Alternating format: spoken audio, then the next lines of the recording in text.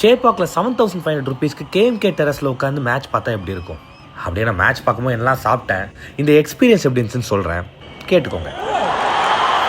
வருஷம் ஐபிஎல்ல போய் ஒரு மேட்சாவது பார்த்துருவேன். ஸோ இப்போ தான் டிஸ்ட்ரிக்ட் டேப்பில் டிக்கெட்லாம் கிடைக்குது.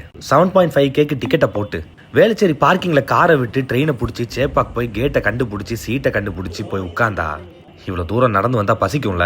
டாஸை பார்த்துட்டு சிஎஸ்கே பேட்டிங் தெரிஞ்ச உடனே போய் ஏதாவது சாப்பிட்லான்னு பார்த்தா 200 rupeesக்கு PVR பாப்கார்ன் கிடைக்கும். ஆனால் தேட்டரில் சாப்பிட்ற மாதிரிலாம் இல்லை, கொஞ்சம் நமுத்து போய் தான் இருந்தது. இது வரைக்கும் நான் ஒரு 3-4 மேட்ச் தான் போயிருக்கேன். பட் இந்த KMK டெரஸ் ஸ்டாண்ட் தான் நான் பார்த்ததுலே பெஸ்ட் வியூ. ஃபுல் கிரவுண்டு மொத்தமாக தெரியும். கொஞ்ச நேரத்தில் சிஎஸ்கே டப்புன்னு 3 விக்கெட் போயிடுச்சு. அப்படியே சாம் கரன் பொழக்க ஆரம்பிச்சோடனே கொஞ்சம் நிமிந்து உட்காந்தோம். தோனி உள்ளே வந்தவுடனே யார் என்ன சொன்னா என்ன, அப்படியே கொஞ்சம் பரவச நிலைக்கு போயிட்டோம். பிரேக்கில் KFC பாப்கார்ன் ஒன்று வாங்கியிருந்தோம். அப்படியே அந்த PVRல க்ரீம் டோனட் ஒன்று வாங்கியிருந்தோம். இந்த ரெண்டுமே நல்லா இருந்தது. போக போக தெரிஞ்சு போச்சு நம்ம ஜெயிக்க மாட்டோம்னு. சரி, அட்லீஸ்ட் ஒரு கோல்டு காஃபியாக குடிப்போன்னு ஒரு கோல்டு காஃபி வாங்கினோம்.